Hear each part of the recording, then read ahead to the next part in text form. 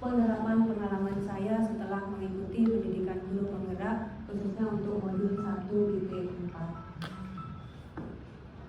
Ketika panjenengan membaca judul situ ada budaya positif, kira-kira apa yang muncul di benak panjenengan terkait dengan istilah budaya positif ini? Kebiasaan yang seperti apa, Pak? Ya, mengarah ke hal-hal yang baik. Hal-hal yang baik. Mungkin yang lain dari ibu-ibu mungkin berbudaya di dalam lingkungan masyarakat, yaitu saling menyapa, saling membantu sesama tetangga. Kalau di lingkungan sekolah, saling menyapa pada teman-teman sejawat. Itu contoh dari penerapan budaya positif. Oke, Bapak Ibu, budaya positif memang terkait erat dengan masalah kebiasaan positif yang terjadi di lingkungan kita.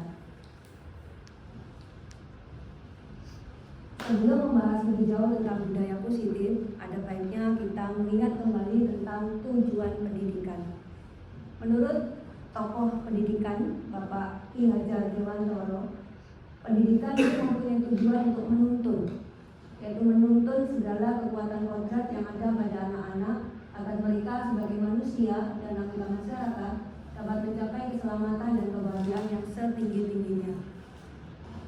Di sini ada kata kunci tentang peran kita sebagai pendidik, yaitu menuntun. Jadi kita punya peran yang sangat penting, yaitu menuntun anak-anak. Kita tidak bisa mengubah kodrat dari anak-anak.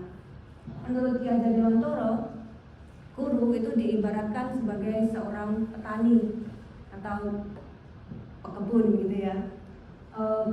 Murid-murid itu diibaratkan sebagai tanamannya, sedangkan sekolah itu sebagai lahannya. Sebagai guru, sebagai pendidik, kita hanya bisa menuntun anak-anak itu. Petani hanya bisa menumbuhkan padinya, hanya bisa merawat, maksudnya bisa menyiapkan lahannya dengan membacanya, kemudian memupuknya. Petani tidak bisa merubah kodrat tanaman yang ditanamnya. Misalkan menanam padi, ya tumbuhnya akan menjadi padi. Bagaimana caranya supaya bisa menjadi padi yang baik? Nah, ini tergantung dari treatment yang diberikan. Padi akan tetap tumbuh jadi padi, tidak akan pernah bisa berubah menjadi jagung. Seperti juga murid-murid kita tidak bisa merubah kodrat mereka. Terkait dengan tujuan pendidikan itu tadi, Bapak Ibu, kita sebagai pendidik mempunyai tanggung jawab menciptakan suatu lingkungan positif yang terdiri dari warga sekolah yang saling mendukung, saling belajar, saling bekerja sama, sehingga tercipta kebiasaan baik yang akan menumbuhkan karakter baik warga sekolah yang pada akhirnya akan membentuk budaya positif. Nah, di sini kata kuncinya lagi adalah lingkungan yang positif. Ketika kita bisa menciptakan lingkungan positif di lingkungan sekolah kita, pasti anak-anak akan merasa nyaman dalam belajar, akan tercapai murid yang merdeka belajar. Nah, budaya positif ini merupakan perwujudan dari nilai-nilai atau keyakinan universal yang diterapkan di sekolah. Budaya positif ini bisa terbangun melalui berbagai kebiasaan positif di sekolah. Menurut Bapak Ibu, di sekolah kita tercinta ini, apakah sudah terbangun budaya positif? Sudah. Contohnya? Sholat duha. Hari Jumat kita baca Yasin. Pada hari Jumat ada pembacaan Yasin. Pada saat masuk kita salam. Betul sekali. Di sekolah kita memang sudah menerapkan budaya positif. Nah, seperti di gambar ini Bapak Ibu, di pagi hari anak-anak datang memberikan salam, menyapa Bapak Ibu guru. Ini untuk pembinaan karakter sopan santun. Kemudian ini kegiatan keagamaan, sholat duha atau juga sholat zuhur berjamaah. Ini untuk meningkatkan keimanan dan ketakwaan, nilai religius. Kemudian yang di sini ada kegiatan literasi. Ini untuk meningkatkan keterampilan berpikir kritis. Anak-anak dilatih membaca kemudian menulis. Dan yang ini kegiatan kebiasaan untuk melatih kepedulian sosial. Melalui kegiatan bakti sosial, anak-anak diajak untuk peduli dengan sesama. Ini menunjukkan bahwa budaya positif itu sudah dilaksanakan di sekolah kita. Berbicara tentang budaya positif, ada baiknya kita mengetahui sedikit tentang teori kontrol yang disampaikan oleh William Glasser. Ini ada 4 poin utama yang mendasari. Yang pertama terkait dengan teori kontrol. Yang kedua tentang perilaku manusia, kemudian tentang model berpikir, dan yang terakhir tentang kebutuhan dasar manusia. Dari ini semua kita akan belajar memahami tentang inti dari budaya positif. Konsep intinya ada 6 Bapak Ibu. Yang pertama tentang teori kontrol, kemudian ada disiplin positif, ada teori motivasi, hukuman dan penghargaan secara restitusi, kemudian ada keyakinan kelas, ada posisi kontrol, dan yang terakhir tentang segitiga restitusi. Nah, dari ke-6 poin ini Bapak Ibu, adakah yang Bapak Ibu baru mendengar sekarang? Ada yang mana? Restitusi. Ya, di sini ada restitusi, di sini juga ada segitiga restitusi. Saya di awal juga bertanya-tanya ini ketika mempelajari modul ini, apa sih restitusi itu?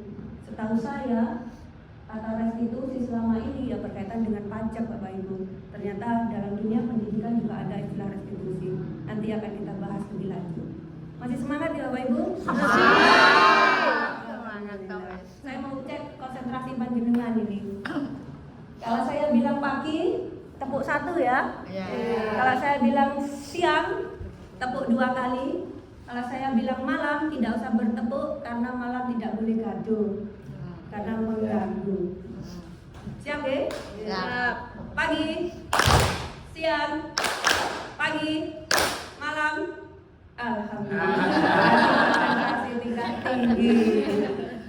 Baik Bapak Ibu, kita coba masuk ke yang pertama tentang teori kontrol.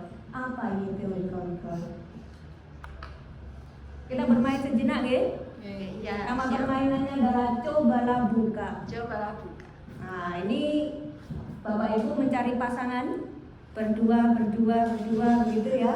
Satu jadi A, satunya jadi B. Ya. Yang A harus bagaimana? Yang A ini mengepalkan tangan. Bayangkan dalam genggaman panjenengan ini ada sesuatu yang sangat berharga. Ya, Anda bertugas untuk mempertahankannya. Sedangkan rekan Anda si B, nah ini kepo gitu ya, berusaha keras membukanya, tapi tidak boleh membukanya dipaksa fisik begini ya, nggak boleh. Membukanya dengan cara ini Bapak Ibu, bisa membujuk, menghancing, mengintimidasi, memarahi, menggoda. Kritiknya tuh lewat kalimat Bapak Ibu, kritik fisik. Ya. Bahkan menawari Anda uang, akan bersedia membuka kepalan tangan Anda. Monggo bisa dipraktekkan ini Bapak Ibu. Ini ada yang A, ada yang B. Yang A bersikeras untuk mempertahankan, yang B berusaha keras untuk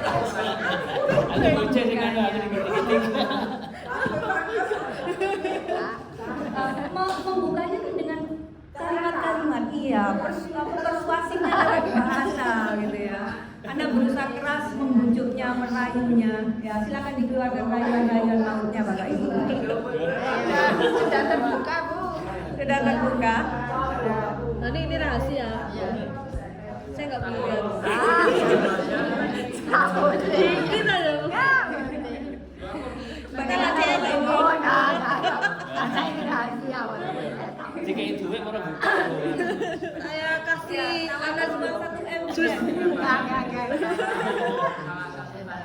tak belikan bakso Bu. Bikin aja Bu. Rahasia.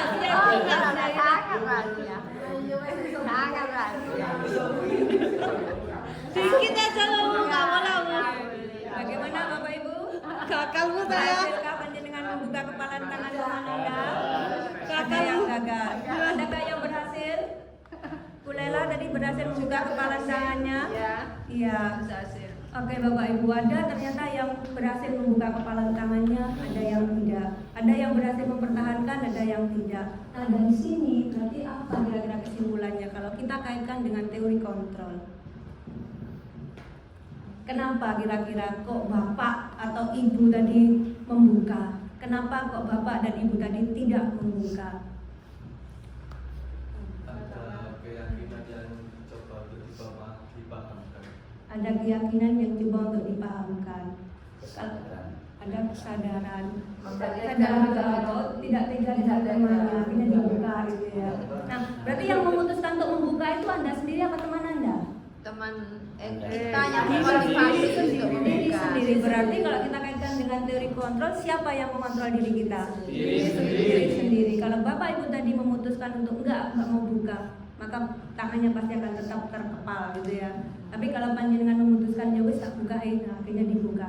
Walaupun tanpa rayuan yang sangat maut, ingin akan dibuka. Oke Bapak Ibu, ini terkait dengan teori kontrol.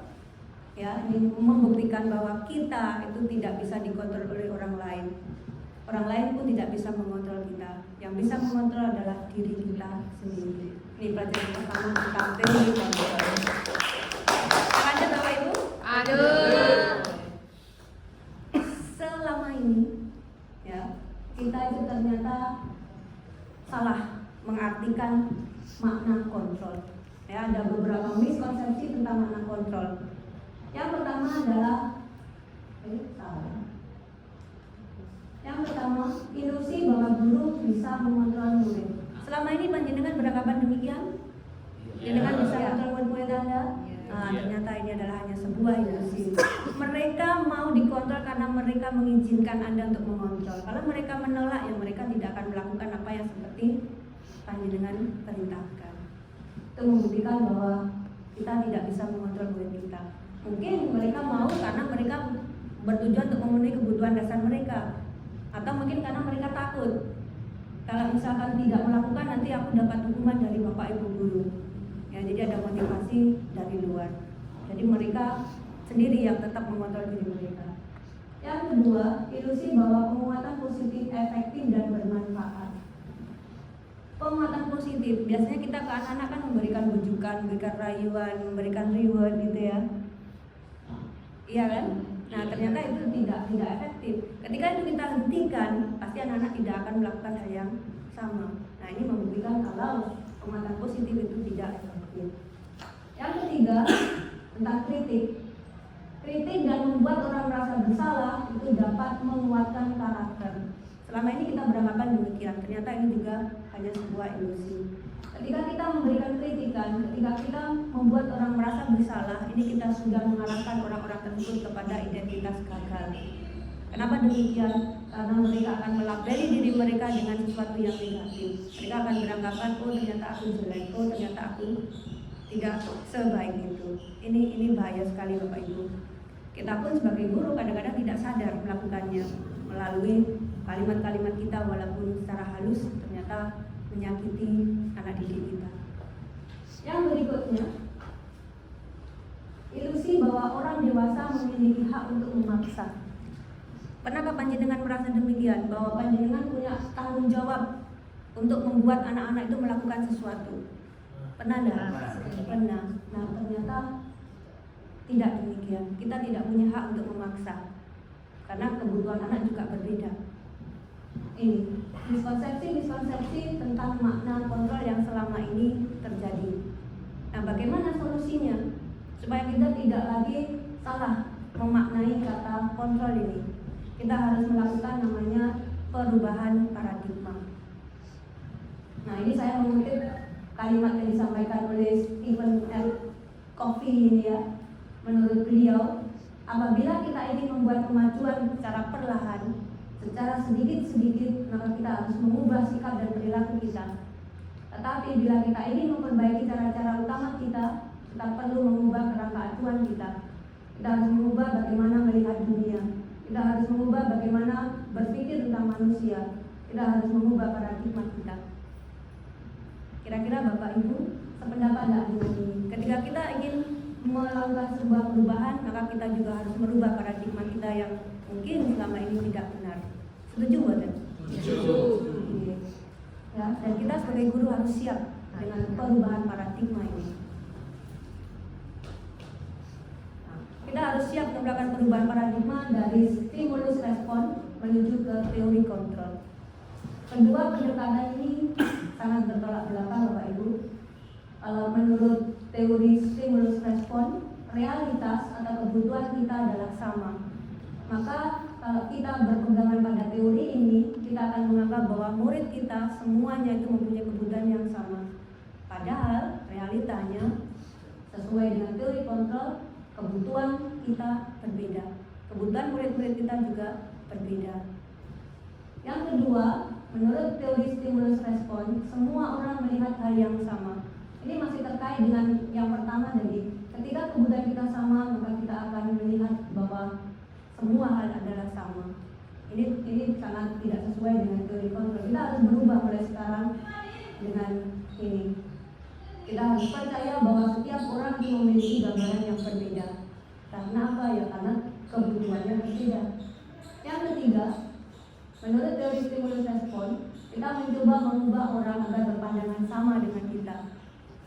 Nah, ini kita harus mulai mengubahnya. Mulai sekarang, sesuai dengan teori kontrol, kita harus berusaha untuk memahami pandangan orang lain tentang dunia.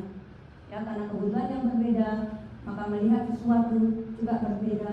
Kita juga harus berusaha untuk memahami perbedaan tersebut.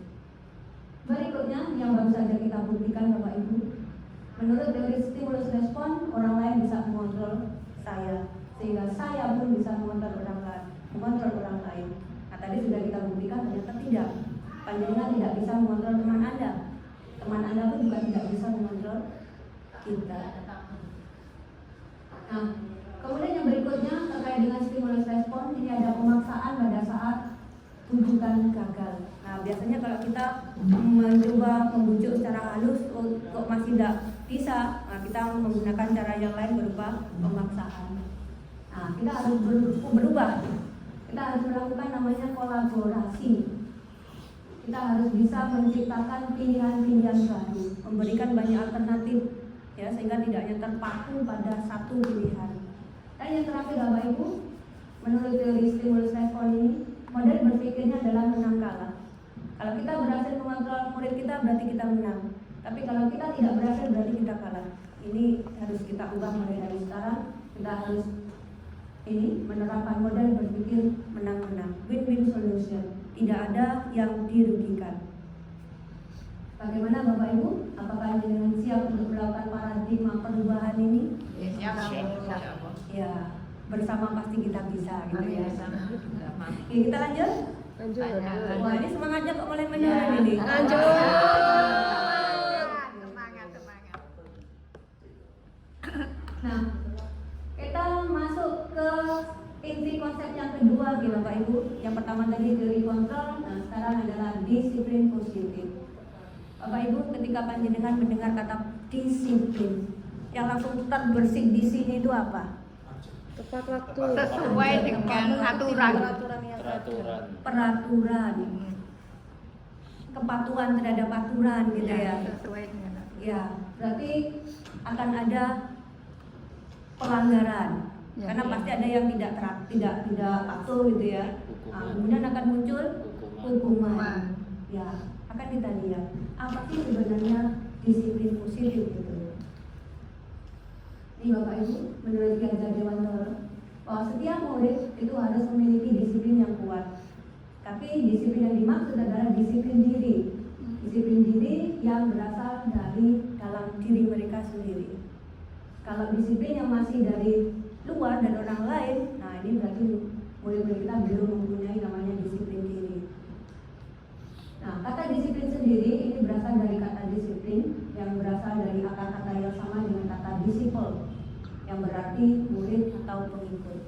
Biasanya seorang murid atau pengikut itu harus memahami alasan kenapa kok menjadi pengikut, kenapa masuk ke dalam suatu lingkungan tertentu, kenapa mengikuti ajaran tertentu.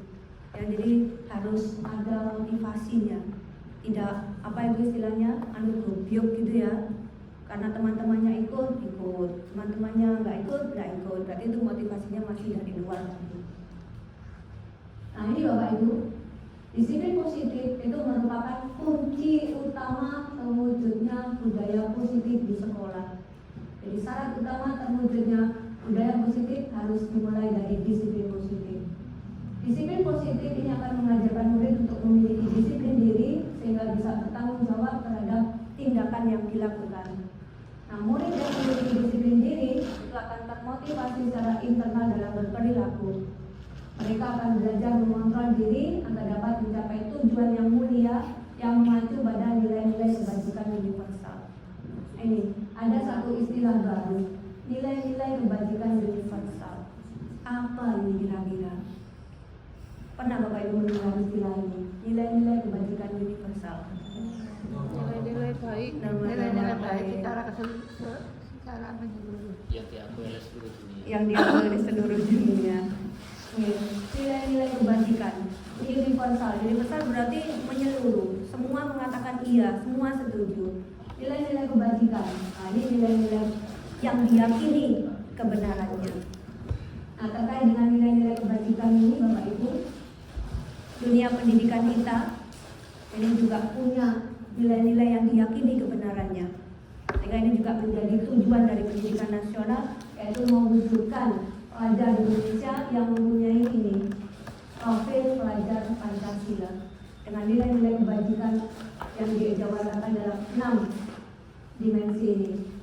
Ya, ada beriman bertakwa kepada Tuhan Yang Maha Esa dan berakhlak mulia, kemudian mengembangkan nilai kemandirian, kemudian bernalar kritis, berkebinekaan global, bergotong royong, serta kreatif. Ini nilai-nilai kebajikan yang diyakini kebenarannya di dunia pendidikan kita, dan tentu saja sudah menjadi tugas kita untuk mewujudkannya. Ya, dengan cara apa? Ya, dengan cara pembelajaran kita di kelas. Kita harus bisa mengimplementasikan nilai-nilai ini dalam pembelajaran kita, sehingga tujuan pendidikan akan dapat terwujud. Setuju Bapak Ibu? Setuju. Sangat setuju. Sangat setuju. Ternyata jadi guru berat ya. Ini pertanyaan besarnya adalah bagaimana cara kita sebagai guru menanamkan disiplin positif ke murid? Apa yang selama ini sudah Bapak Ibu lakukan untuk menanamkan disiplin positif ini? Membuat peraturan. Apa Pak Jojo? Membuat peraturan. Membuat peraturan. Mulai dari diri. Mulai dari diri, berarti memberi contoh gitu ya, memberi teladan. Ya. Kalau misalkan kita sudah memberi contoh, membuat peraturan, ternyata budaya itu masih belum juga nampak di anak-anak kita, apakah kita akan berhenti? Enggak. Tidak. Apa yang perlu kita lakukan? Ada aturan tadi sudah. Evaluasi, mungkin cara kita masih belum benar gitu ya. Perlu tidak kita memberikan motivasi ke anak-anak? Perlu. Ya memang. Walaupun tujuan utama adalah untuk memunculkan motivasi dalam diri, tetapi ketika motivasi dalam diri belum muncul, ya harus kita dorong. Munculkan. Ya, kita harus memberikan contoh-contoh tadi dari eksternal dulu, dengan harapan ketika itu sudah dilakukan berulang-ulang akan memotivasi diri sehingga anak-anak tersadar untuk melakukan suatu tindakan itu berdasarkan keinginan mereka sendiri. Nah, berbicara tentang motivasi Bapak Ibu, pasti setiap tindakan itu ada tujuan, sama seperti yang disampaikan di awal dari teori kontrol, bahwa semua perilaku mempunyai tujuan. Saya juga yakin panjenengan duduk di sini ini mempunyai tujuan, mempunyai motivasi. Kalau boleh tahu alasan panjenengan kesini tadi apa? Belajar. Apa lagi? Undangan. Karena undangan. Ada lagi? Mengubah paradigma pembelajaran. Ingin mengetahui materi tentang lebih dalam tentang profil pemuda Pancasila. Ingin belajar lebih. Ternyata motivasinya macam-macam ya Bapak Ibu. Kebersamaan. Kebersamaan. Membersamai saya di sini gitu ya. Ini Bapak Ibu, ternyata motivasi perilaku manusia itu ada 3 macam. Ini menurut tokoh yang namanya Yannick Rousseau ini. Motivasi yang pertama, ini biasanya ya, ini level yang paling rendah Bapak Ibu, menghindari ketidaknyamanan atau hukuman. Pernah enggak panjenengan menemukan pada anak-anak itu mereka melakukan sesuatu karena ini menghindari ketidaknyamanan atau hukuman? Ya, sering gitu ya. Anak-anak tidak berani pakai sepatu putih, ya. Mereka dengan terpaksa pakai hitam walaupun sebenarnya pingin banget pakai putih ya, karena takut mendapatkan hukuman dari takdir misalkan. Kalau panjenengan sendiri pernah enggak melakukan sesuatu karena ini? Pernah. Nggih, saya juga pernah sama. Timbangannya seneni. Level yang berikutnya, ya tingkatan yang lebih tinggi dari yang pertama tadi adalah untuk mendapatkan imbalan atau penghargaan. Pernah enggak kita menemukan ini di anak-anak Bapak Ibu? Nah, Mereka mau karena ada pamrihnya gitu ya, Ya, dapat sering. ya dapat pujian, dapat nilai gitu ya. Nah, panjenengan mungkin juga pernah begitu ya. Sama ya. Ya yang terakhir ini Bapak Ibu, motivasi yang paling tinggi tingkatannya, yaitu menjadi orang yang diinginkan dan menghargai diri sendiri dengan nilai-nilai yang dipercaya. Ini berarti motivasinya sudah dalam diri. Ini motivasinya internal. Kalau yang dua ini tadi motivasinya masih berupa motivasi eksternal. Nah, tujuan dari disiplin positif itu adalah menanamkan motivasi intrinsik pada diri siswa. Motivasi ini akan berdampak jangka panjang, ya, dan tidak akan terpengaruh oleh hukuman ataupun hadiah. Walaupun diiming-imingi hadiah yang luar biasa, ya, kalau dia yakin yang dilakukan itu tidak benar, ya dia tidak akan melakukan. Begitu juga sebaliknya, dia ditakut-takuti dengan hukuman. Kalau dia tidak yakin dengan nilai-nilai kebajikan yang dipegangnya, ya dia tidak akan melakukannya. Dia ambil resiko itu, walaupun dihukum tidak masalah, karena yang saya lakukan adalah sesuai dengan nilai-nilai keyakinan saya. Ya, ini Bapak Ibu terkait dengan teori disiplin. Kita lanjut ya. Lanjut. Nah, terkait dengan disiplin positif tadi Bapak Ibu, kira-kira dari keempat hal ini, dari keempat tindakan ini, tindakan mana yang Bapak Ibu lakukan ketika ada murid yang melakukan kesalahan atau melakukan pelanggaran disiplin? Apakah Bapak Ibu menunjukkan kesalahannya dan memintanya melihat kesalahan tersebut baik-baik? Apakah Bapak Ibu mengatakan kamu itu seharusnya tahu bagaimana seharusnya bertindak? Atau mengingatkan murid Anda akan kesalahannya yang sama di waktu sebelumnya? Atau dengan melakukan ini mengkritik dan mendiamkannya? Mana Bapak Ibu yang pernah panjenengan lakukan? Salah satu apa salah dua? Apa salah semua? Salah tiga. Yang nomor 3, Nomor mengingatkan tiga, murid, mengingatkan. ya, mengingatkan murid saja. Mengingatkan murid saja. Ya, Hmm. tadi tidak menyampaikan kesalahan yang sama yang dulu. Nah, ini di sini dia mengingatkan pada kesalahannya yang lama. Mengungkit-ungkit. Mengungkit ini. Tapi dia belum pernah salah, yang sebelumnya belum pernah salah. Oh, Berarti hanya iya, mengingatkan murid mengingatkan saja. saja. Pernah nggak menghukumnya dengan mengkritik atau mendiamkannya? Pernah juga. Belum Ya. pernah. Itu kalau sudah berulang-ulang Oh, kalau sudah berulang-ulang, ya. Pegel Iya. lah. Wes meneng iki wes gak. Ini balik nang ancaman. Iya, Bapak Ibu. Mungkin di antara kita pernah melakukan salah satu atau salah dua atau salah tiga tadi ya. Ya, terkait dengan tindakan kita terhadap anak-anak yang melakukan pelanggaran, ini ada 3 hal. Dari ketiga hal ini mana? Ya, apakah selama ini kita memberikan hukuman, memberikan konsekuensi, atau tindakan kita itu berupa restitusi? Mungkin kalau untuk 2 hal ini, hukuman dan konsekuensi sudah sering di Bapak Ibu ya, sudah familiar ya. Tapi untuk restitusi ini kayaknya sesuatu yang baru ini. Oke, nanti akan kita kupas. Nah, coba Bapak Ibu dengan bedakan. Kira-kira tindakan-tindakan ini termasuk yang mana? Yang pertama misalkan lari mengelilingi lapangan basket 2 kali karena terlambat. Hukuman. Nah, ini jelas hukumannya. Kemudian yang kedua menggantikan kertas teman yang dicoret-coret. Konsekuensi. Konsekuensi. Yang ketiga kehilangan 10 menit jam istirahat untuk mengerjakan tugas karena terlambat datang dan tertinggal pelajaran selama 10 menit. Konsekuensi. Berjemur di lapangan karena gaduh di kelas. Hukuman. Berdiri di depan kelas sambil mengangkat satu kaki karena tidak bisa menjawab pertanyaan. Hukuman. Nah, restitusi mana? Itu muncul di sini Bapak Ibu. Ya, saya simpan biar panjenengan penasaran. Oke, betul sekali Bapak Ibu. Di sini yang muncul adalah hukuman dan konsekuensi. Nah, bisa nggak kita menarik benang merahnya? Perbedaan antara hukuman dengan konsekuensi ini. Hukuman karena kesalahan, kalau konsekuensi itu adalah kesepakatan, hasil dari kesepakatan, Hukuman karena ada kesalahan, konsekuensi hasil dari suatu kesepakatan. hasil dari suatu kesepakatan yang dilanggar. Sama-sama ada pelanggaran, Pak ya. Iya. Oke. Ya Bapak Ibu, ini perbedaan antara hukuman dan konsekuensi. Hukuman itu sifatnya tidak terencana. Kita kan tidak merencanakan nanti akan menghukum anak untuk lari, untuk push up, kan tidak terencana. Tapi itu spontan. Ketika ada yang melakukan, nah secara spontan kita menuntut. Kemudian juga bersifat satu arah. Ini dari guru saja. Anak-anak tidak punya pilihan ini. Mau tidak mau harus melakukan apa yang diminta oleh gurunya. Ini berbeda dengan konsekuensi.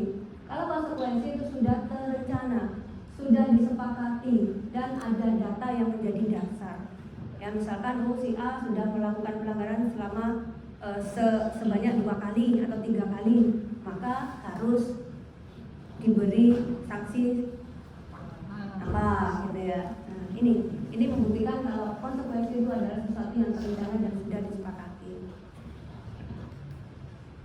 Ya, untuk restitusi disimpan dulu ya Bapak Ibu. Kita lanjut dulu.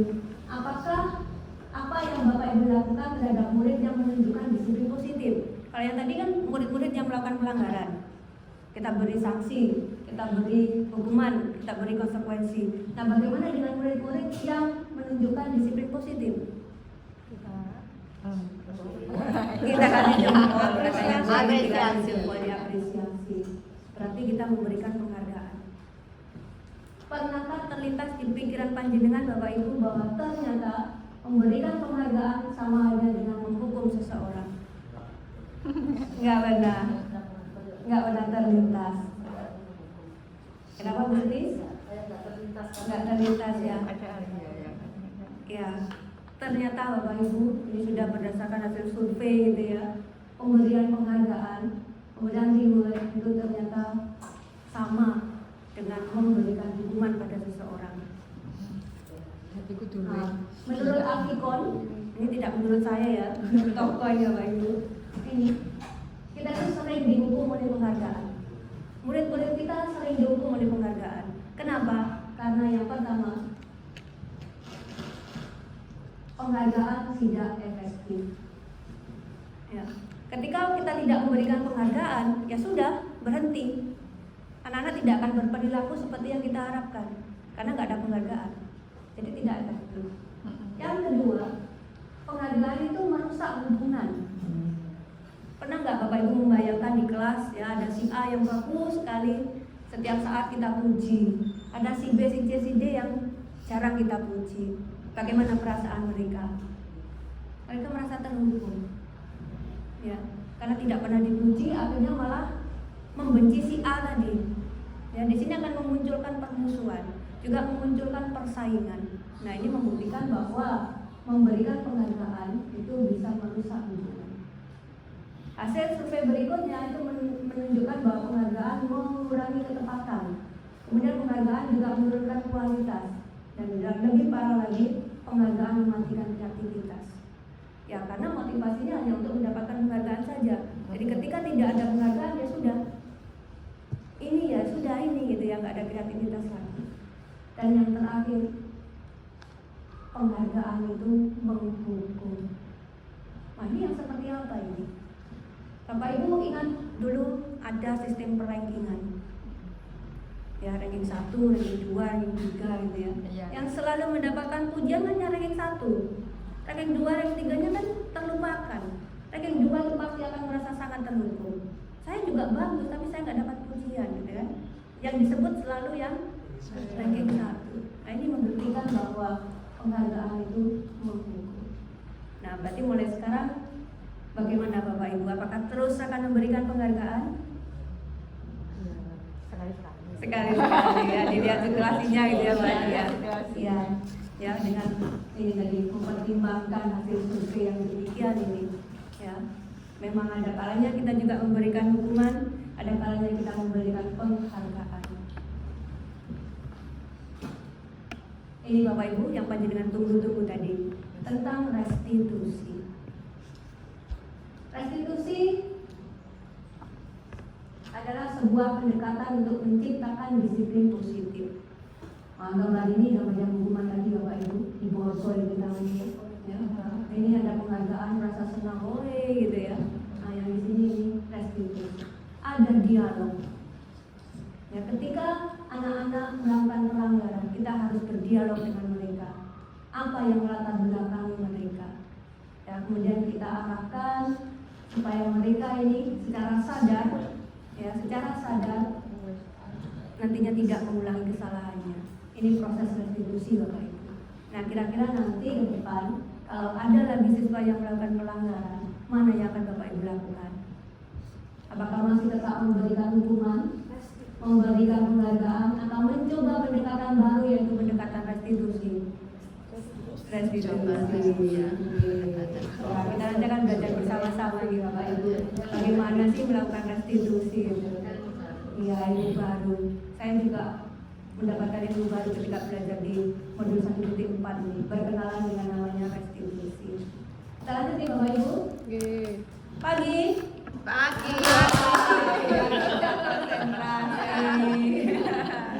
Pagi. Malam. Wah, ada yang mau gini nggak jadi. Siang. Semangat. Iya.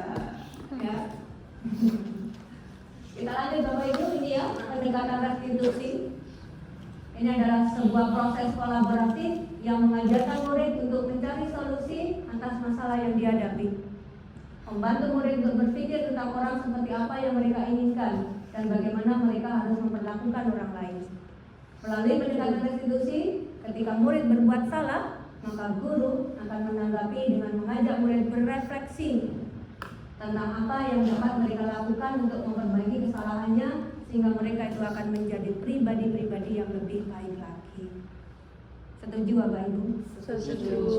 Ya, makanya perlu ya kita melakukan pendekatan restitusi ini untuk membangun budaya positif pada anak-anak. Nah, kita sudah masuk ke poin yang keempat, konsep inti yang keempat dari budaya positif, yaitu keyakinan kelas. Nah, Bapak Ibu, apakah di kelas panjenengan sudah ada ini? Apakah sudah mempunyai namanya keyakinan kelas? Belum. Kalau kesepakatan kelas? Ada. Peraturan kelas? Ada. Ya, ini pertanyaannya adalah mengapa kok keyakinan kelas bukan peraturan kelas? Berarti peraturan kelas belum cukup. Perlu dibuatkan namanya keyakinan kelas. Nah, kalau hanya peraturan, ya sepertinya ini masih berupa tadi ada hukuman, ada konsekuensi, ada sanksi gitu ya.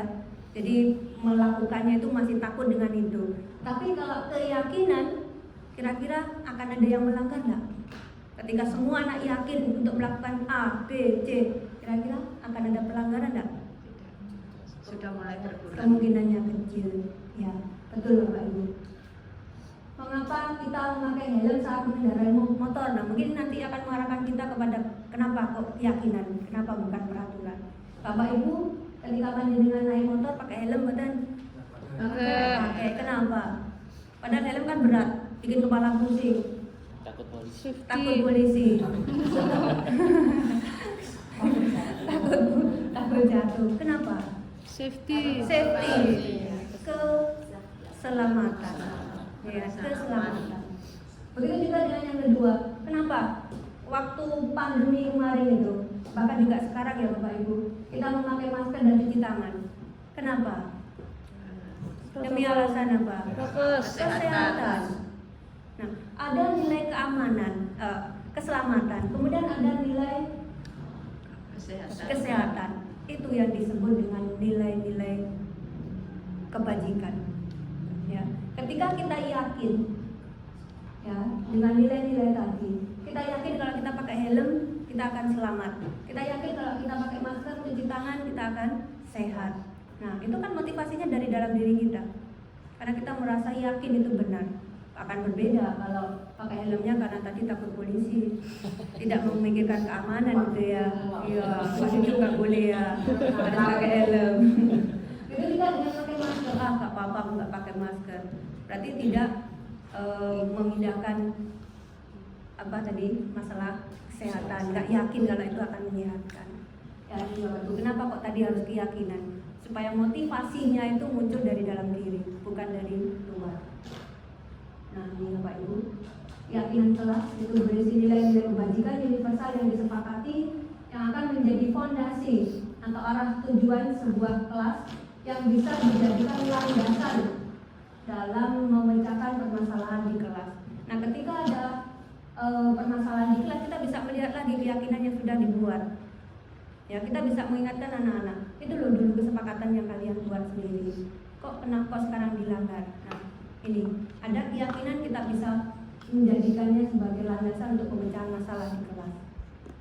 Keyakinan kelas ini akan lebih memotivasi seseorang dari dalam. Seseorang itu akan lebih bersemangat untuk menjalankan keyakinan daripada hanya sekedar mengikuti serangkaian peraturan tertulis tanpa makna. Peraturan, ya motivasinya dari luar, hanya takut saja. Mereka akan melakukan itu kalau diawasi, kalau nggak ada, ya sudah, seenaknya kan begitu. Jadi penting sekali untuk dibuat namanya keyakinan kelas. Kira-kira Bapak Ibu habis ini punya nggak keinginan untuk membuat keyakinan kelas bersama anak-anak? Ingin ya. Tahu nggak kira-kira prosedurnya itu seperti apa untuk membuat keyakinan kelas itu? Apakah harus pokoknya nulis kalimat-kalimat gitu? Tidak Bapak Ibu ya. Ada tahapan yang harus diperhatikan. Ini Bapak Ibu. Ketika kita membentuk keyakinan kelas, baik itu di kelas maupun di sekolah, ada beberapa hal yang perlu kita perhatikan. Yang pertama, bahwa keyakinan kelas itu harus bersifat lebih abstrak, masih berupa hal yang umum, tidak terlalu detail. Kemudian keyakinan kelas berupa pernyataan-pernyataan universal, jadi secara umum itu dibenarkan. Yang ketiga, pernyataan keyakinan kelas dibuat dalam bentuk kalimat positif. Jadi kalimat-kalimatnya itu harus positif, tidak boleh ada kata tidak boleh, kemudian dilarang. Ya, selama ini kalau di peraturan kelas tentunya masih berupa kalimat-kalimat negatif ya. Tidak boleh membuang sampah sembarangan.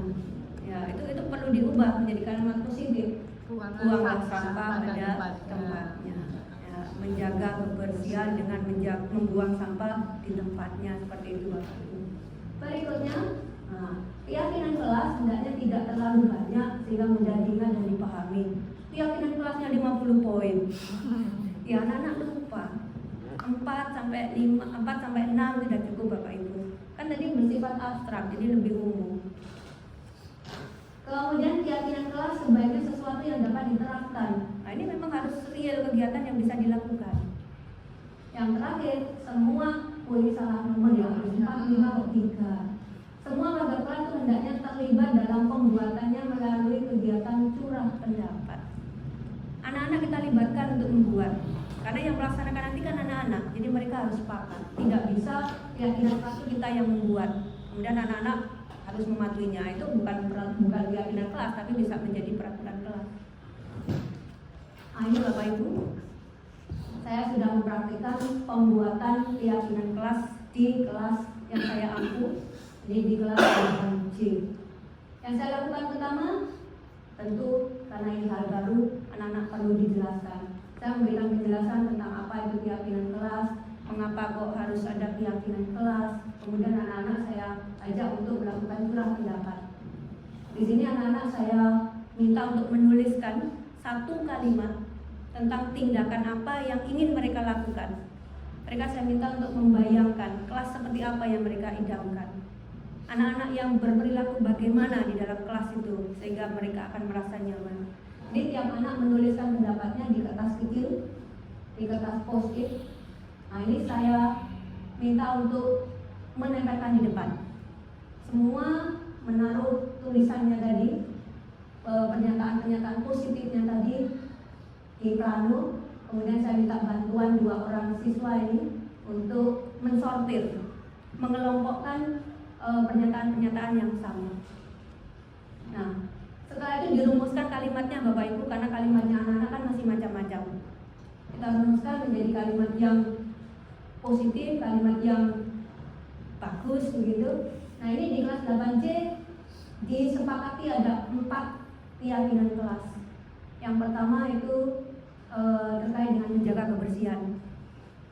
Yang kedua, saling menghargai sesama teman. Yang ketiga ini tentang kedisiplinan, disiplin dalam belajar.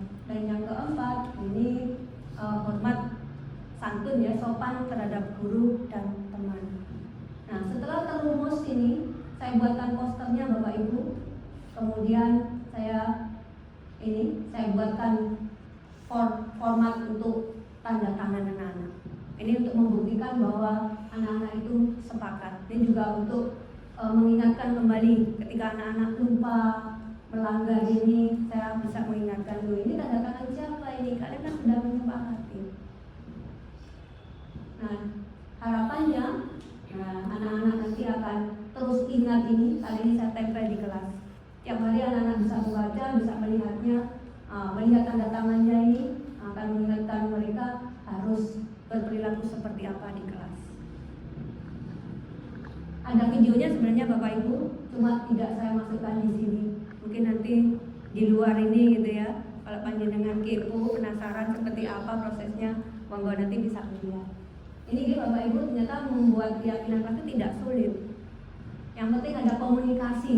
Ya, kita mengakomodir pendapat dari anak-anak. Kita nggak bisa memaksakan kehendak kita di sana. Semua harus berasal dari anak-anak. Ada rencana Bapak Ibu untuk membuat keyakinan kelas setelah ini? Ada. Alhamdulillah. Kita lanjut ya. Nah, posisi kontrol guru. Ini masih terkait dengan yang tadi Bapak Ibu. Ketika ada murid-murid yang melakukan pelanggaran, kita sebagai guru itu ada di posisi kontrol yang mana? Ya, kita belajar dari studi kasus dulu Bapak Ibu. Ya, ada ibu guru namanya Bu Ambar. Ini sedang bingung menghadapi ulah salah satu muridnya yang bernama Doni. Beberapa murid di kelasnya Doni itu datang mengeluh kepada Bu Ambar, bercerita bahwa Doni itu seringkali meminta bekal makan siang mereka dengan paksa. Nah, kalau panjenengan jadi Bu Ambar, kira-kira apa yang akan panjenengan lakukan? Apakah membiarkan Doni dengan perilakunya itu atau bagaimana? Gimana Bu Ani? Si Doni kita panggil. Doni dipanggil terus diapakan Bu? Ditanya apa Bu? Ditanya kenapa kok melakukan hal itu. Terus kalau kita sudah tahu alasannya? Alasannya kalau seandainya memang dia tidak membawa bekal, kita suruh membawa bekal sendiri. Kalau alasannya dia memang nakal, berarti harus kita berikan, istilahnya dikasih informasi jangan berbuat semacam itu. Wah, Pak Bos ini hukuman, dikasih hukuman katanya Pak Bos. Ya. Ya, sebelum kita mengambil tindakan Bapak Ibu, kita perlu mengetahui latar belakangnya gitu ya. Apa sih yang memotivasi seseorang melakukan suatu tindakan? Ini juga terkait dengan teori kontrol yang sudah kita pelajari tadi, bahwa setiap perilaku itu mempunyai tujuan. Terkait dengan motivasi Bapak Ibu, ternyata orang-orang itu melakukan sesuatu, salah satunya bisa untuk memenuhi kebutuhan dasarnya. Ada kebutuhan dasar bertahan hidup, ada kebutuhan akan kasih sayang dan rasa diterima, ada kebutuhan tentang penguasaan, ada kebutuhan tentang kebebasan, juga ada kebutuhan tentang kesenangan. Menurut panjenengan yang dilakukan Doni tadi itu kira-kira untuk memenuhi kebutuhan yang mana? Satu. Terus Tiga. Dua. Bisa semuanya. Bisa semuanya. Bisa. Bisa semuanya. Benar sekali Bapak Ibu. Doni melakukan tindakan tadi itu bisa untuk memenuhi kelima kebutuhan dasar ini. Yang pertama, bertahan hidup. Ketika Doni mengatakan pada kita alasan dia mengambil makanan karena dia lapar, karena dari rumah tidak ada bekal, orang tuanya tidak bisa membawakan bekal, maka untuk memenuhi kebutuhan dasarnya tadi dia meminta bekal teman-temannya. Karena kalau dia tidak minta dari teman-temannya, dia akan kelaparan sampai pulang sekolah. Nah, ini berarti tujuan dia adalah untuk memenuhi kebutuhan dasar bertahan hidup. Nah, yang kedua ini, ketika Doni mengatakan bahwa saya senang kalau dipanggil, kan dia jadi perhatian. Gurunya jadi perhatian ke dia, dan gurunya pasti akan memanggil orang tuanya. Nah, Doni pun pasti akan mendapatkan perhatian dari orang tuanya. Nah, berarti tindakan dia tadi untuk memenuhi kebutuhan kasih sayang dan rasa diterima. Yang ketiga, tentang penguasaan. Di sini Doni mau menunjukkan siapa dia, gitu ya. Ini loh, aku Doni, si kuat misalkan, ya. Maka di sini tujuan dia adalah untuk mendapatkan ini, penguasaan. Dia ingin menunjukkan bahwa dia itu punya kekuatan, ingin diakui kekuatannya. Yang berikutnya adalah kebebasan. Ini terkait dengan pilihan Bapak Ibu. Ternyata Doni itu tiap hari sama ibunya dikasih bekal lauknya tempe. Dia melihat punya teman-temannya ada yang mie, ada yang telur, bahkan ada yang ayam gitu ya. Dia bosan. Menunya kok tiap hari itu. Nah, di sini dia melakukan tindakannya untuk memenuhi kebutuhan dasar kebebasan. Yang terakhir kesenangan. Si Doni melakukan itu karena iseng. Dia menikmati ekspresi teman-temannya yang jengkel. Ada nggak murid kita yang seperti itu? Ada. Ada ya. Ya, mereka tuh merasa senang kalau temannya itu galau gitu ya. Kalau temannya marah itu senang, katanya lucu gitu ya. Ya berarti Doni dalam hal ini melakukan tindakan karena untuk memenuhi kebutuhan akan kesenangan. Ya. Nah, setelah kita mengetahui ini semua Bapak Ibu, alasan dibalik perilaku dari si Doni tadi atau yang lainnya, kita akan bisa menentukan tindakan yang paling tepat. Nah, ini kita akan bisa menentukan posisi kontrol kita. Apakah sebagai penghukum, Doni kita marahi, Doni kita suruh apa gitu ya, atau ini pembuat rasa bersalah, atau kita mengambil posisi kontrol sebagai seorang teman, atau sebagai pemantau, atau mungkin juga sebagai manajer. Menurut Bapak Ibu, kelima peran ini mana yang paling baik? Pak Cucu bilang manajer. Mungkin yang lain? Atau Pak Cucu selama ini sudah menerapkan posisi kontrol di sini mungkin? Kadangkala. Bapak Ibu yang lain? Lebih banyak di mana Bapak Ibu selama ini? Sebagai penghukum, membuat rasa bersalah, teman atau pemantau? Pemantau. Pak Gus adalah sebagai penghukum, mulailah sebagai pemantau. Mungkin ada yang kadang-kadang jadi penghukum, tapi kadang-kadang juga jadi teman gitu ya. Kadang-kadang juga ini menjadi membuat rasa bersalah gitu ya. Ya, kita bisa menempatkan di semua posisi ini sebenarnya Bapak Ibu. Cuma yang terbaik memang yang kelima, manajer. Nah, penjelasan rincinya seperti apa bisa kita lihat di sini Bapak Ibu. Ketika kita mengambil posisi sebagai penghukum dan membuat merasa bersalah, ini kita sudah melakukan perilaku kontrol negatif. Tapi kalau kita memposisikan diri di sini, posisi teman dan pemantau, kita sudah melakukan perilaku kontrol positif. Ketika kita sebagai manajer, kita sudah melakukan namanya kontrol diri, nilai yang paling tinggi. Sebagai seorang penghukum, biasanya guru itu akan menghadap, menunjuk-nunjuk, menyakiti, menyindir. Nah, biasanya guru akan berkata, kalau kamu melakukannya, saya akan. Nah ini, ya pernah nggak penjenengan seperti itu? Oke. Berikutnya hasilnya, ternyata itu tidak berdampak positif pada anak-anak guru, karena anak-anak akan mereka akan memberontak, menjadi pendendam, bahkan juga cenderung untuk menyalahkan orang lain. Nah, dan murid sendiri itu akan mengatakan saya tidak peduli. Pernah nggak anak-anak ada yang mengatakan begitu? Gak ngurus gitu, pernah ya?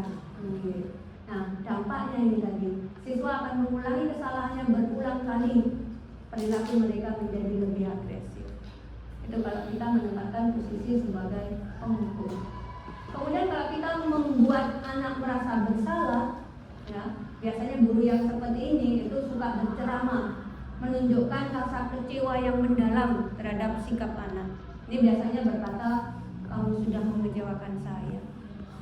Ya, kalau kita bilang begitu, kira-kira respon anak gimana? Pasti mereka diam tertunduk gitu ya, akan mengatakan maafkan saya. Tapi maafnya ini kira-kira akan terdengar lagi enggak? Habis itu nggak akan ada maaf lagi nggak dari anak-anak? Mereka akan mengulangi enggak? Masih mengulangi perbuatannya, masih tetap kemudian senjata ampuhnya adalah maafkan saya gitu ya. Ya, di sini anak-anak akan cenderung untuk menyembunyikan, untuk menyangkal, untuk berbohong. Ya, dampaknya itu bisa membuat anak menjadi rendah diri, merasa gagal dan tidak berharga. Ya, karena mereka ada di posisi yang tadi dibuat bersalah. Nah, kemudian untuk perilaku kontrol positif, posisi teman, ya, ini biasanya guru akan membutuhkan alasan dia akan berkata, lakukan demi bapak, lakukan demi ibu. Ya sudah, nanti bapak ibu bantu. Pernah tidak panjenengan seperti ini ke murid-murid panjenengan? Ayo bantu bapak, nanti bapak dimarahi lu. Bantu ibu, nanti ibu dimarahi kepala sekolah. Misalkan seperti itu. Ya ini kita berarti ada di posisi sebagai teman. Akan muncul ketergantungan. Siswa biasanya akan berkata, kalau mereka kecewa, ya mereka akan mengatakan, saya pikir bapak teman saya, ternyata bukan. Nah di sini dampaknya itu anak akan menjadi tergantung, tidak mandiri, bahkan tidak bisa mengambil keputusan. Ketika kita mengambil posisi kontrol sebagai pemantau, biasanya kita akan menghitung dan mengukur sudah berapa kali ini kesalahannya, ya kan? Sudah berapa kali ini pelanggarannya. Oh ini masih 1 kali nggak apa-apa. Ini sudah 5 kali nih harus ada ini ya, seperti itu. Itu posisi sebagai pemantau. Nah, sebagai pemantau biasanya guru akan berkata apa peraturannya, apa konsekuensinya, apa yang sudah kamu lakukan, apa yang terjadi sekarang. Nah, ini hasilnya ya, akan menyesuaikan bila diawasi. Anak-anak kalau diawasi akan berbuat baik, tapi kalau tidak, ya seenaknya. Kadang-kadang oh nggak ada yang memantau, aman. Oh nggak ada Pak Kustono, ini aman. Bisa pakai sepatu putih, misalkan seperti itu. Nah, murid-murid akan berkata, saya akan dapat bintang berapa kalau melakukan hal tersebut. Jika sudah melakukan itu, saya dapat apa? Mereka menanyakan rewardnya.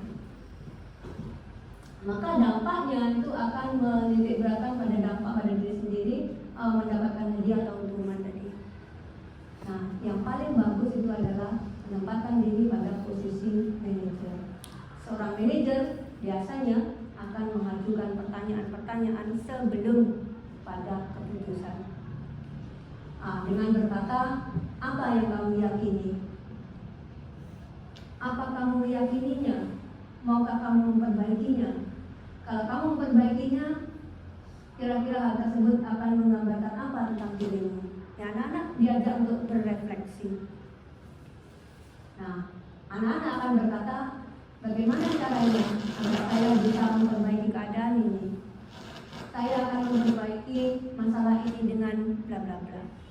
Muncul kesadaran pada diri mereka secara internal. Sehingga dampaknya pada murid akan melakukan evaluasi diri bagaimana menjadi diri yang lebih baik. Nah, Bapak Ibu dengan mengetahui ini semua, kira-kira apakah Bapak Ibu guru akan tetap bertahan pada posisi penghukum? Tidak. Pak Kus? Melihat kondisi. Melihat kondisi, melihat kondisi dan situasi. Ya, betul Bapak Ibu. Memberikan hukuman boleh-boleh saja, tapi itu adalah alternatif yang paling akhir. Ya, ini ya terkait dengan posisi kontrol restitusi. Nah, ini tadi sudah ya Bapak Ibu. Atau mungkin nanti malam direnungkan lagi. Aku selama ini di mana ya posisiku ya? Apakah masih di posisi 1 atau 2? Apa sudah menuju ke 5? Ya, harapannya adalah menjadi manajer. Seorang manajer itu akan mengajak murid untuk menganalisis kebutuhannya sendiri dan orang lain.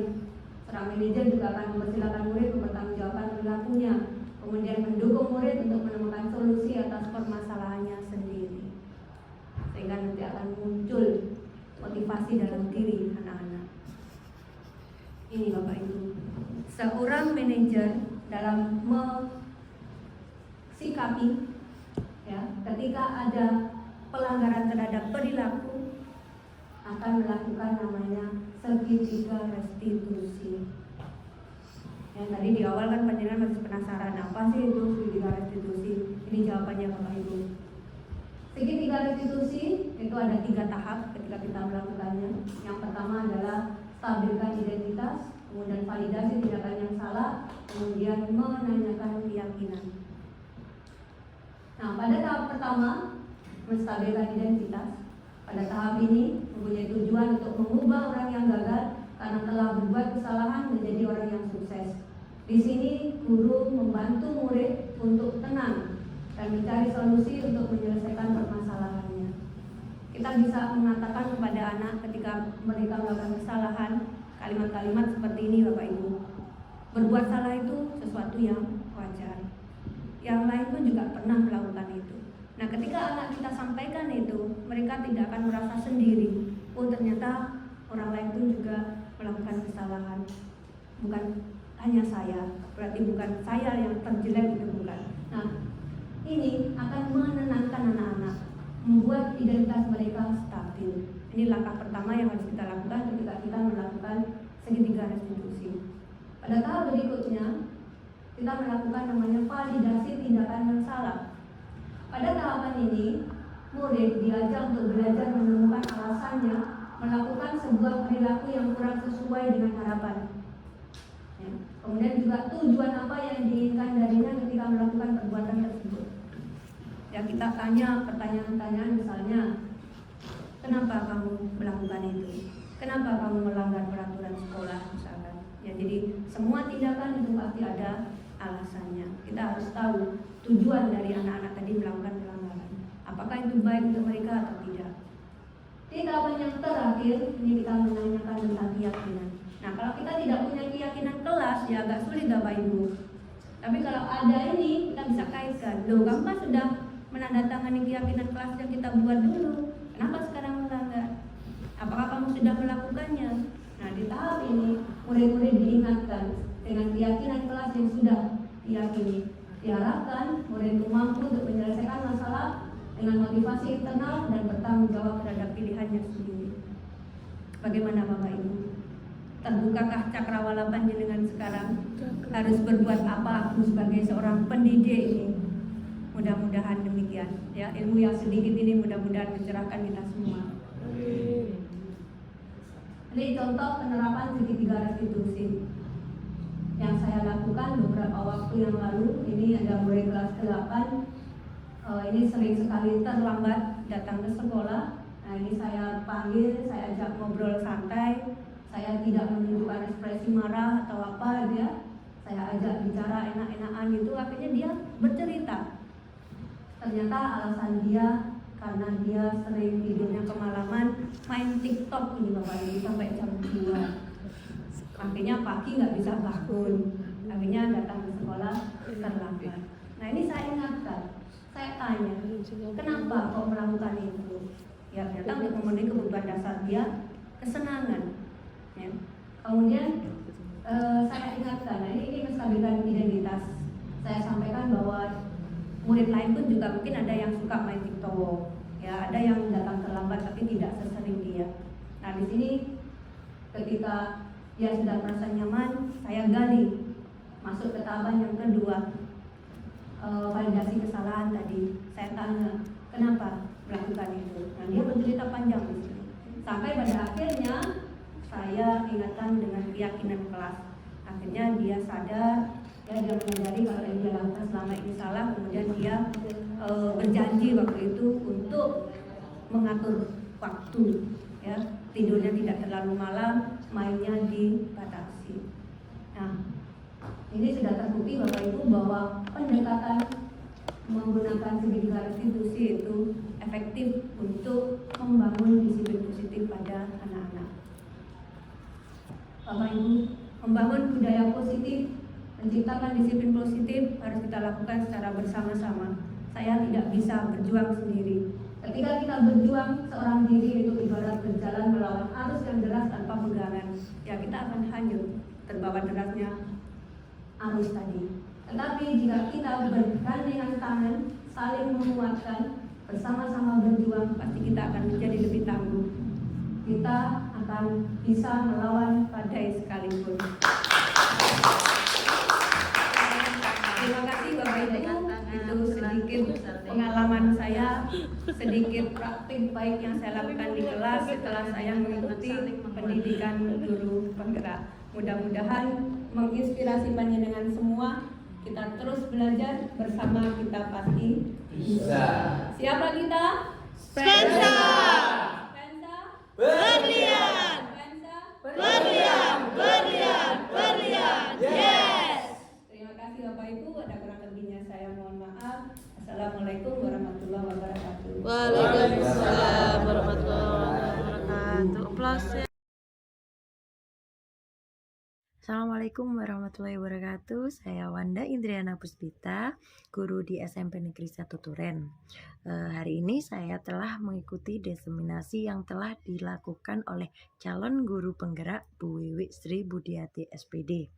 Beliau memaparkan tentang budaya positif di sekolah. Di pemaparan yang dijelaskan Bu Wiwi salah satunya tentang menumbuhkan budaya positif dengan keyakinan kelas.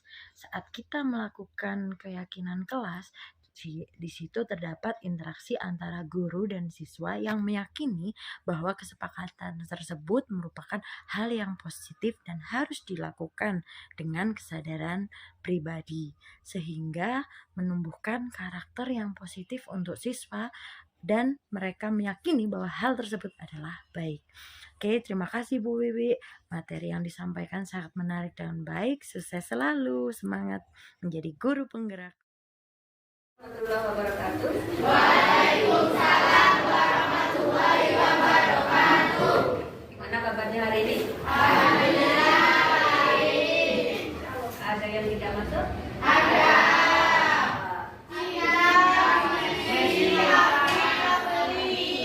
Kenapa ini mereka?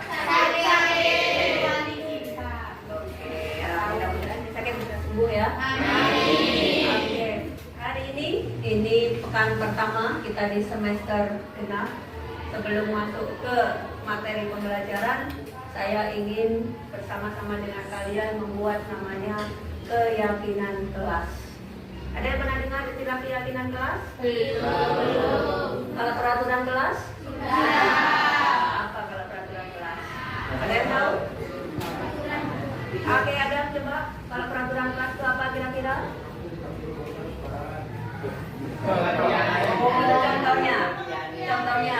Contohnya tidak boleh membuang sampah sembarangan. Oke, terus ada lagi yang bisa kasih contoh peraturan kelas? Kenapa dengan tiket? Harus tiket setiap hari, gitu. Oke. Tidak boleh tidur saat jam pelajaran. Kalimatnya tadi semuanya diawali tidak boleh gitu ya. Oke, itu peraturan biasanya seperti itu. Kalimatnya berupa pernyataan negatif. Tapi kalau keyakinan kelas ini sedikit berbeda.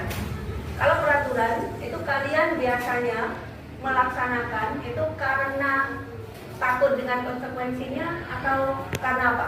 Takut dengan konsekuensinya. Takut dengan konsekuensinya. Kalau tidak pikir takut didenda. Ya. Apa takut apa gitu ya. Berarti kalian melakukannya belum ikhlas. Ya kan? Motivasinya masih dari luar. Ini bedanya dengan keyakinan kelas. Kalau keyakinan kelas, kamu yakin bahwa apa yang kamu lakukan itu adalah benar, maka munculnya dari dalam diri kalian sendiri. Ya, contohnya apa? Kalian yakin tentang apa misalkan? Melakukan sesuatu yang benar misalkan apa? Sholat. Ya, kamu yakin sholat itu adalah sesuatu yang baik untuk kalian, harus kalian lakukan tanpa ada paksaan, tanpa ada ketakutan nanti aku dimarahi ayah, dimarahi ibu gitu kan ya. Tapi kamu merasakan itu adalah sesuatu yang benar yang harus aku lakukan. Nah, berarti dorongannya dari mana? Dari hatimu kan ya, dari diri kalian sendiri. Nah, diharapkan nanti juga demikian di kelas kita punya namanya keyakinan kelas.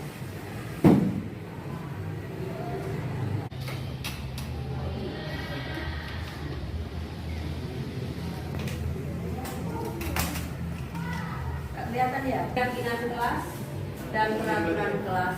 Kalau peraturan biasanya ada larangan-larangan gitu ya. Biasanya masih ada perasaan takut terhadap konsekuensi kita melakukan pelanggaran. Ini berbeda sekali dengan keyakinan kelas. Keyakinan ini motivasinya dari dalam karena merasa yakin bahwa yang kita lakukan itu benar.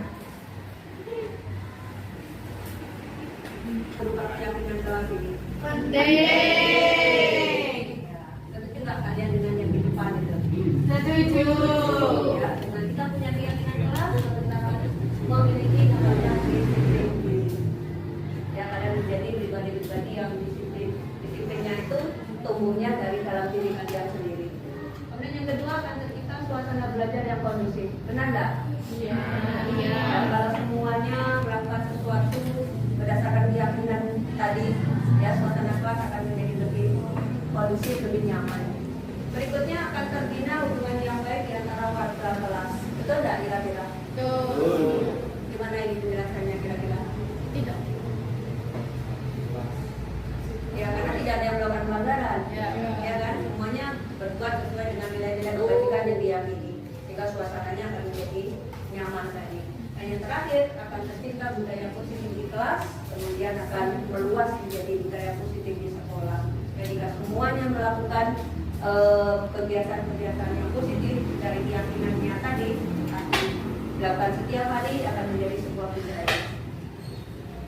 Setuju ya kita membuat keyakinan kelas hari ini? Bagaimana langkahnya?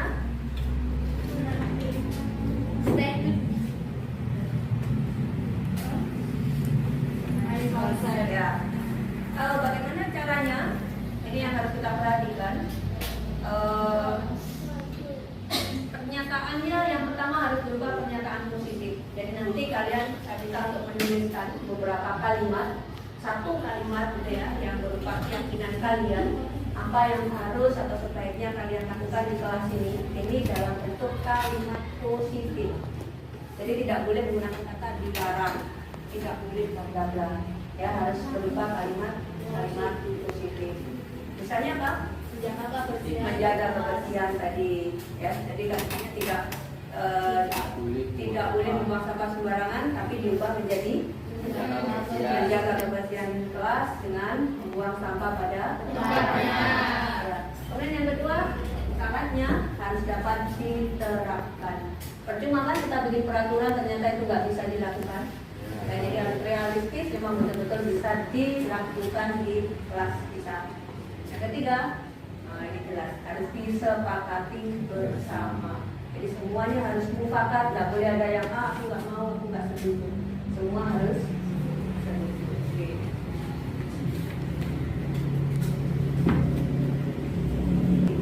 Ya, langkah-langkah yang perlu kita lakukan. Yang pertama nanti kalian akan saya minta untuk menuliskan satu hal positif yang kalian yakini untuk kalian lakukan di kelas ini. Ya, bebas nanti kalian mau menuliskan apa di sini.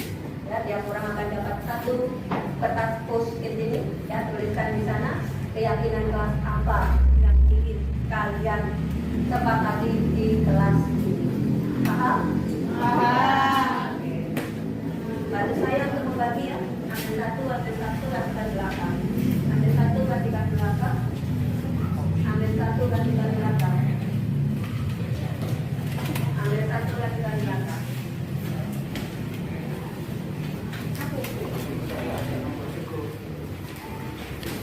Ada yang belum dapat?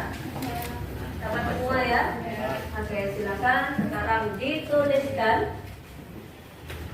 keyakinan kelas yang ingin kalian sepakati. Ya, kalian mendambakan kelas kalian itu seperti apa, siswa-siswanya itu harus berbuat seperti apa, itu kalian tuliskan di sini satu saja. Ya, masing-masing dari kalian menuliskan satu kalimat saja. Ingat, pernyataannya adalah pernyataan positif. Ya, silakan.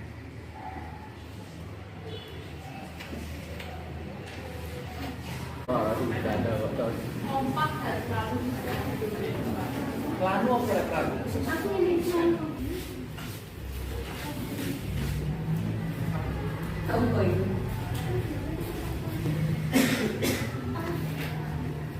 Sudah semua menulisnya?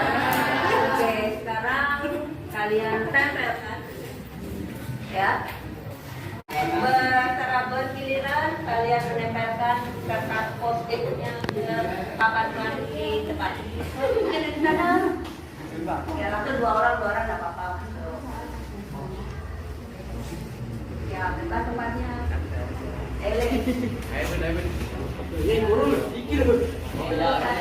Tidak apa-apa dengan penghasilan. Ya, ayo lanjut. Silakan semuanya nanti menempel di depan.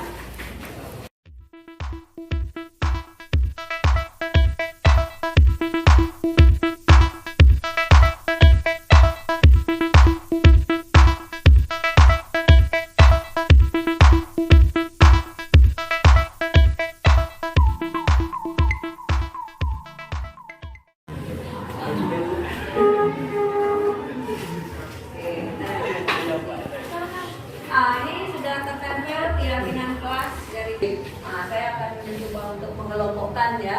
Ini ada beberapa kategori pastinya. Mungkin ada yang terkait dengan kedisiplinan, mungkin ada yang terkait dengan kebersihan, mungkin dengan yang lainnya. Ada mungkin ada yang bisa bantu saya. Ada yang bisa bantu saya di sini? Oke, ya. Mungkin satu atau dua orang aja cukup. Ya, mengelompokkan sesuai dengan kategorinya. Nah, harus ada satu ya. Jadi kamu mengelompokkan di mana terserah. Ya, kamu bikin tempat untuk kebersihan jadikan satu kelompok. Iya, boleh di sini, boleh di mana terserah. Pokoknya satu kelompok untuk kategori yang sama. Ya.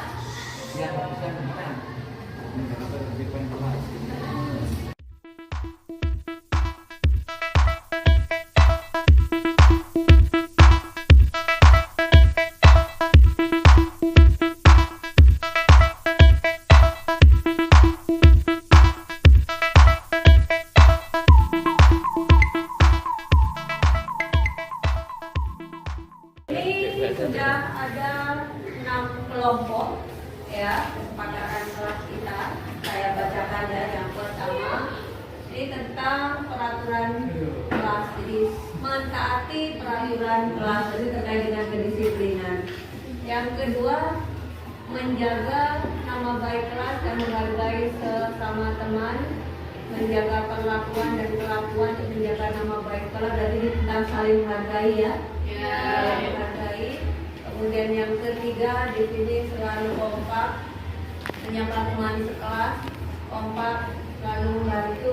Bisa nggak ini kita kategorikan sama dengan tadi saling menghargai? Ya, maka ya ini kita jadikan satu ya. Poin besarnya adalah saling menghargai. Berikutnya ada menjaga kebersihan kelas. Nah, ini juga menjaga kebersihan kelas, menjalankan piket. Oke, satu poin menjaga kebersihan kelas. Kemudian berikutnya ada saling mengevaluasi diri saat ada salah agar kelas semakin kompak. Tadi kompak tadi ya, menjaga hubungan baik. Nah, berarti sama ini ya. Ketertiban hubungannya dengan saling menghargai ya. Kita jadikan satu. Iya.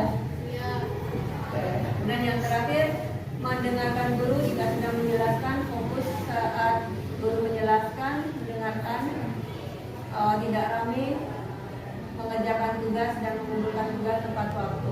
Ini kita rangkum jadi apa nih kira-kira?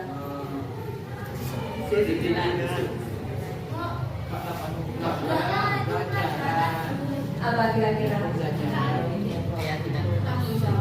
Bertanggung jawab terhadap pelajaran, terhadap tugas yang diberikan oleh guru. Oke, berarti ada 1, 2, 3, 4. Ada 4 di kelas. Ya, yang pertama tadi saya tuliskan dulu ya. Yang pertama, menjaga kebersihan kelas. Ya, menjaga kebersihan kelas. Kemudian yang kedua tadi saling menghargai sesama teman ya. Ya. Saling menghargai sesama teman.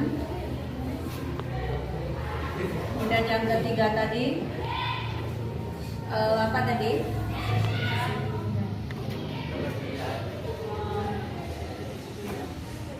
Disiplin dalam hal apa? Kebersihan sudah tadi yang pertama, menjaga kebersihan kelas. Saling menghargai sama teman, ini tujuannya supaya tadi di kelas ada kekompakan. Disiplin dalam belajar ya. Disiplin dalam belajar tadi contohnya apa? Tadi ada di sana mendengarkan ketika guru menjelaskan, dan ada mengerjakan tugas dengan baik tadi ya. Yang terakhir apa tadi ya? Jadi ada selalu rukun, menjaga perlakuan, membantu sesama teman, menjaga nama baik, menyapa teman, ada menyapa teman, ramah, ya, ramah,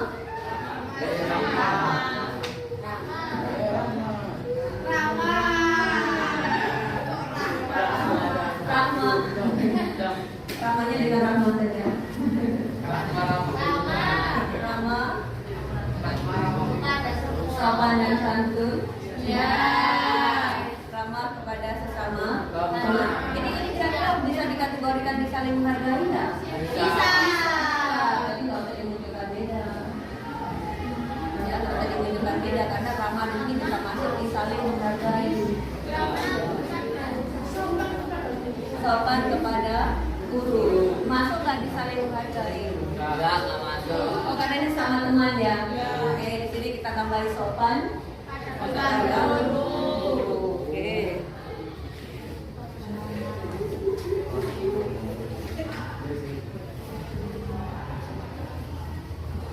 Terhadap guru saja, terhadap teman enggak? Iya. Terhadap guru dan teman. Walaupun sesama teman tetap harus sopan. Ya, ini kesepakatan atau keyakinan kelas yang sudah kalian buat untuk kelas ini. Berarti kalian mulai dari sekarang harus melaksanakan ini. Ya, ada kalian sendiri yang menyepakati. Iya. Ya. Oke. Di kesempatan berikutnya akan saya buatkan posternya ya. Akan saya buatkan posternya. Nanti akan kalian tanda tangani bersama. Nanti ditempel di kelas kita. Iya. Kalau nggak ditempel nanti kalian lupa. Ya kan, kalau ditempel di sini tiap hari kelihatan. Oh itu loh tanda tangan gua, aku udah disetujui nanti. Oke? Ya. Secepatnya pertemuan berikutnya sudah berupa poster, mungkin ukuran A4 gitu ya. Nanti di bawahnya kalian tanda tangan semua. Oke. Ya, tepuk tangan untuk kita semua.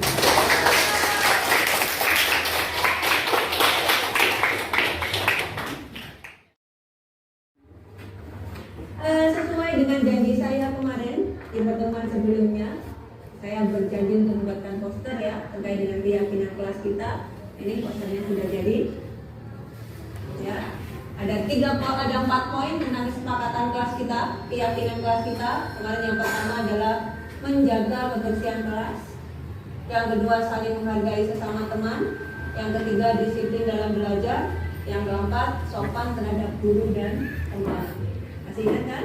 Hari ini kalian akan menandatangani keyakinan kelas ini sebagai bukti kalau kalian sepakat semuanya. Setuju? Setuju. Bisa ditandakan di papan. Tandakan di tembok ya. Ya, ini kita lihat di dekatnya sini. Bukti tanda tangannya. Ya.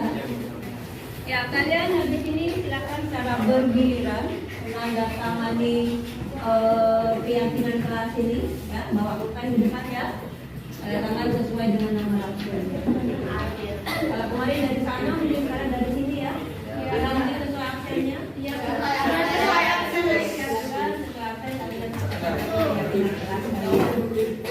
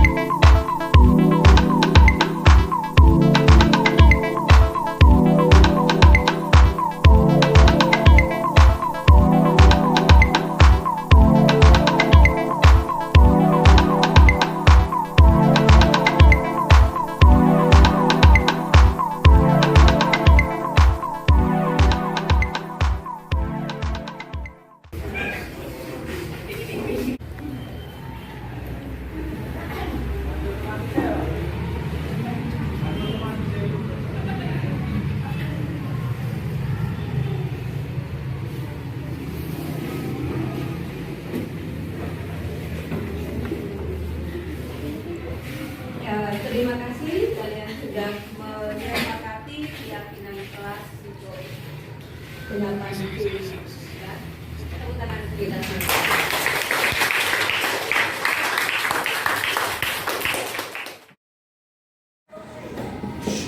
nama saya Arya Juliata, kelas 8C. Saya merasa sangat senang kalau membuat kesepakatan keyakinan kelas dengan teman-teman. Menurut saya, keyakinan kelas sangat penting karena dapat membuat saya dan teman-teman menjadi murid yang lebih baik. Kami dapat membangun budaya positif di kelas. Terima kasih. Perkenalkan, nama saya Muhammad Raditya Rizky Faredi dari kelas 8C.